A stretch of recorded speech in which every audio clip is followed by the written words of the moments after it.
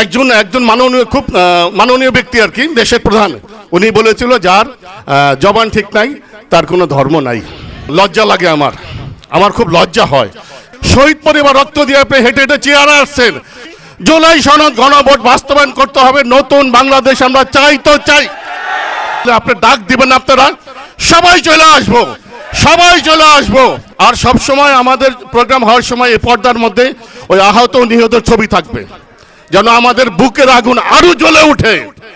এনারা সবাই কষ্ট করছে, আমরাও কষ্ট করছি, আমাদের সন্তানরা কষ্ট করছে। যেই আশা নিয়ে যুদ্ধ করেছেন, শহীদ হয়েছেন, যারা জীবন দিছে, সেই আশা পূরণ হয় না এখনো।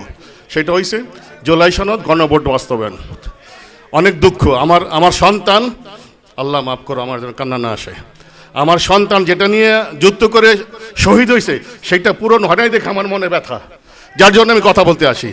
সবার মনে ব্যথা। আর আগামীতে অনেক শহীদ পরিবার, মহিলারা, পুরুষেরা কথা বলে সুযোগ দেবেন প্লিজ।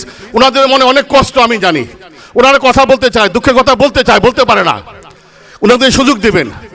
আর একজন মাননীয় খুব মাননীয় ব্যক্তি আর কি, দেশের প্রধান, উনি বলেছিল যার জবান ঠিক নাই তার কোনো ধর্ম নাই। বলেছিল, লজ্জা লাগে আমার, আমার খুব লজ্জা হয়। এই পজিশনে থেকে এই কথা বললে এটা কি মানায়? মানায় না। আপনি ভুলে যেন না, 17 বছর দেশের বাইরে ছিলেন। আপনি যে এয়ারপোর্টে নামছিলেন না, ওই এয়ারপোর্টে রক্তে রাঙ্গানো ছিল। শহীদ পরিবার রক্ত দিয়ে আপনি হেঁটে হেঁটে চেয়ারে আসছেন। আপনি বলছেন জুলাই সনদ গণভোট বাস্তবায়ন করবেন, আপনি কথা রাখতেছেন না।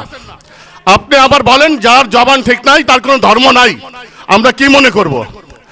আপনি অল্প বয়সে আপনার বাবা হারাইছেন, অল্প জোয়ানকালে ভাই হারাইছেন, শেষ বয়সে মা হারাইছেন।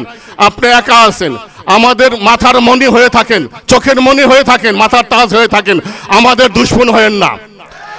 যদি গণভোট জুলাই সনদ বাস্তবায়ন না হয় খুব শীঘ্রই আমরা যে রাস্তার নামবো তো নামবই।